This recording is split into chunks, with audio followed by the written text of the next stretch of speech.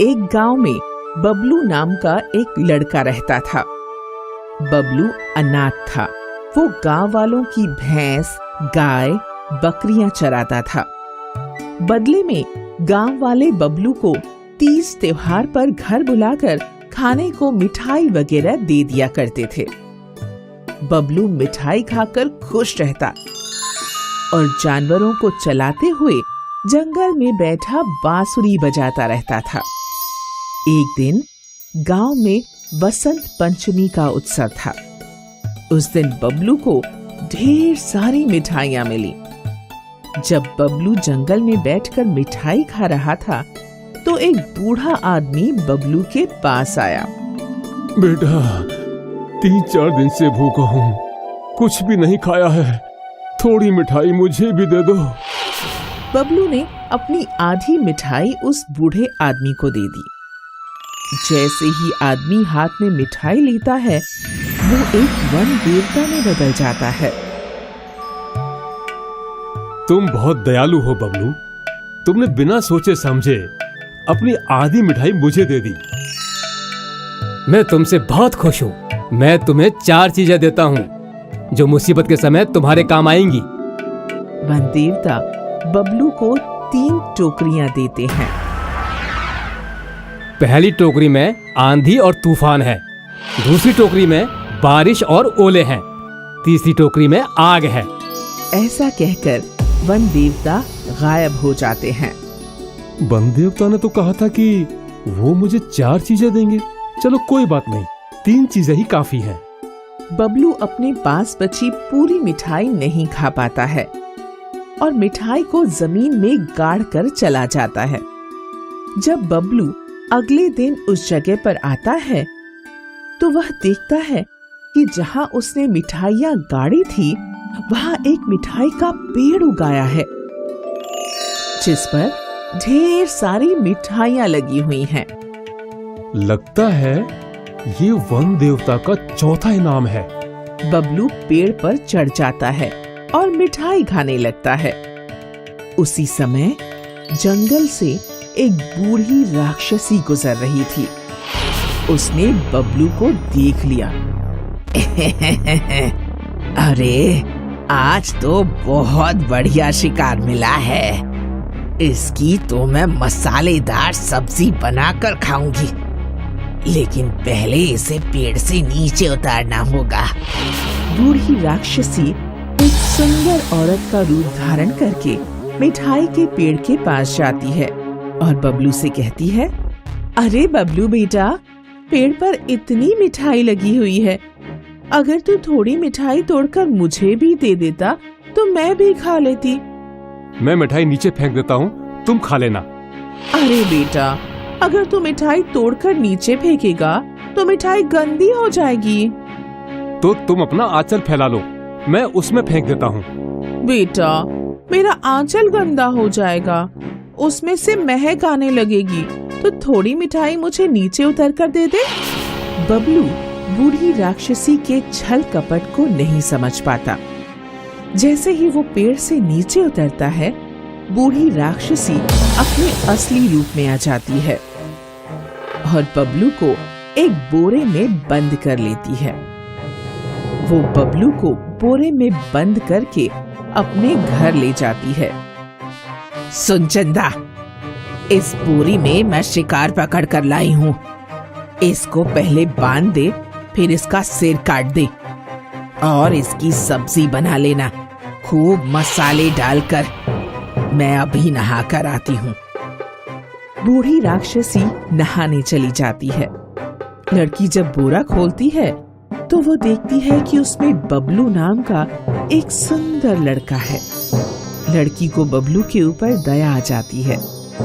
दोनों में कुछ देर बातचीत होती है। ये राक्षसी मेरी कोई नहीं है। कई साल पहले ये गांव से मेरी माँ को पकड़ कर लाई थी। मैं उस समय अपनी माँ के पेट में थी, वहीं पर मेरा जन्म हुआ। राक्षसी मेरी माँ को खा गई और इसने मुझे अपना गुलाम बना लिया। ये मुझसे अपने घर के सारे काम करवाती है। बबलू और चंदा मिलकर राक्षसी के घर से भाग जाते हैं। जब राक्षसी नहाकर लौटती है तो देखती है कि चंदा और वो लड़का दोनों गायब हैं। लगता है दोनों मिलकर भाग गए।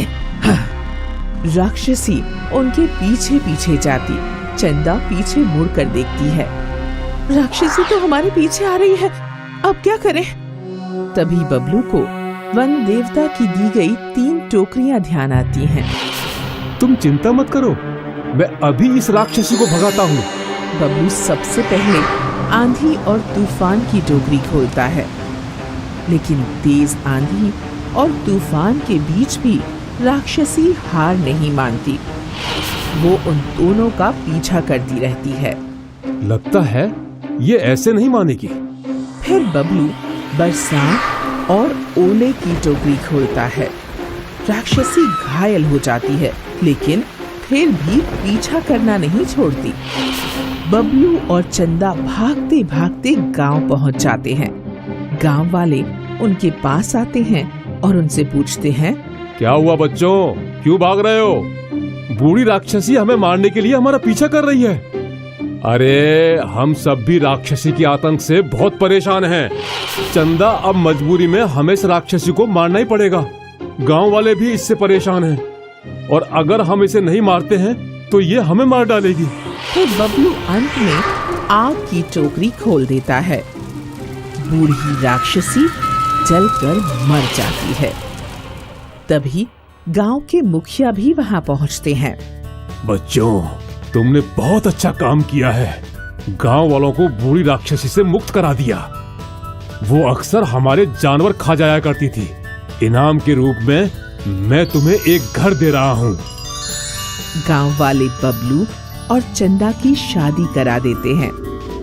फिर बबलू और चंदा घर बसाकर खुशी खुशी रहने लगते हैं।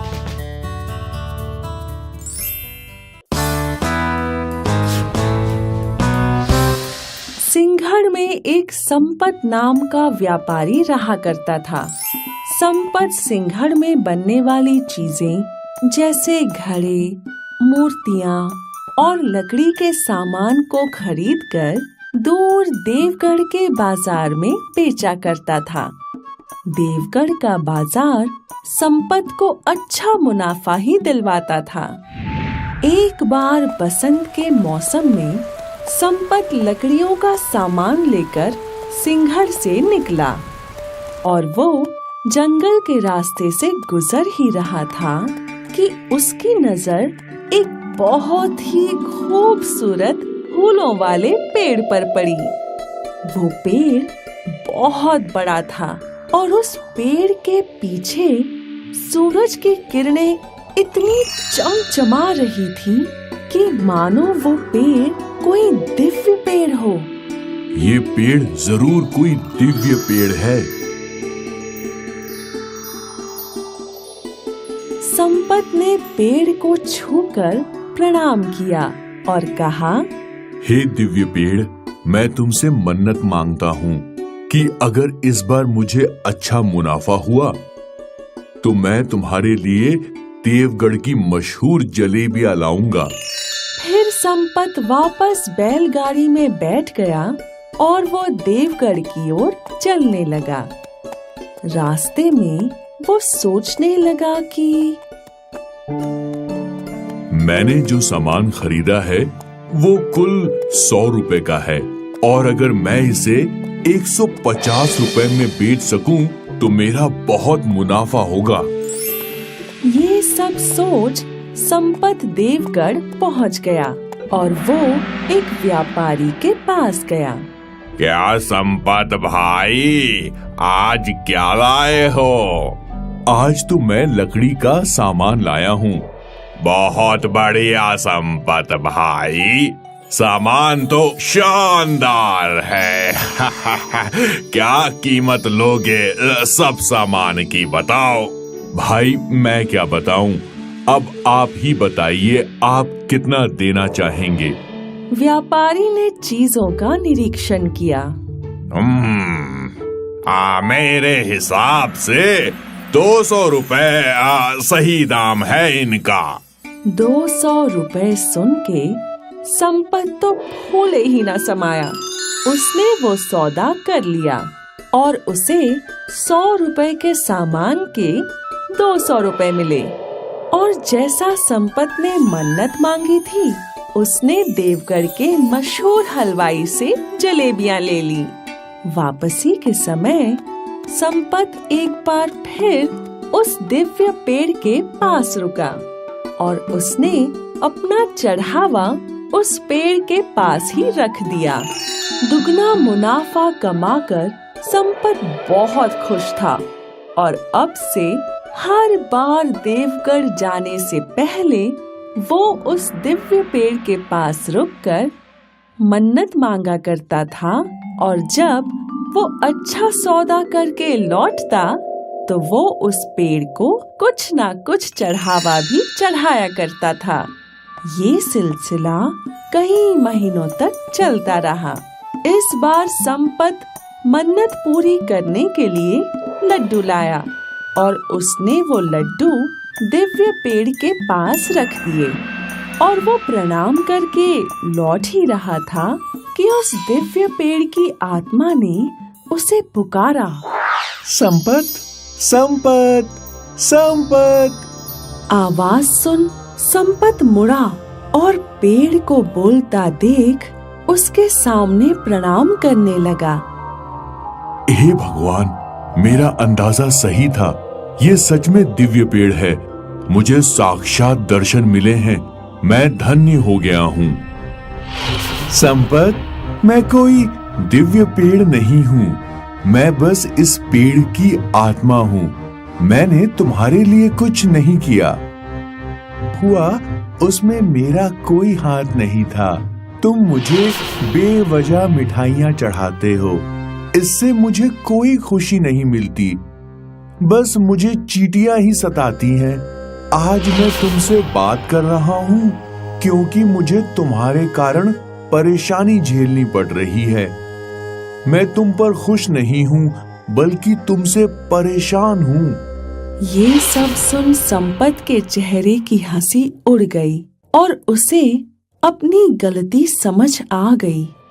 और इस कहानी ने हमें ये सिखाया कि संपत का मुनाफा उसकी मेहनत का फल था। और हमें ये भी सीख मिली कि हमें अपनी मेहनत पर विश्वास होना चाहिए, ना कि अंधविश्वास पर।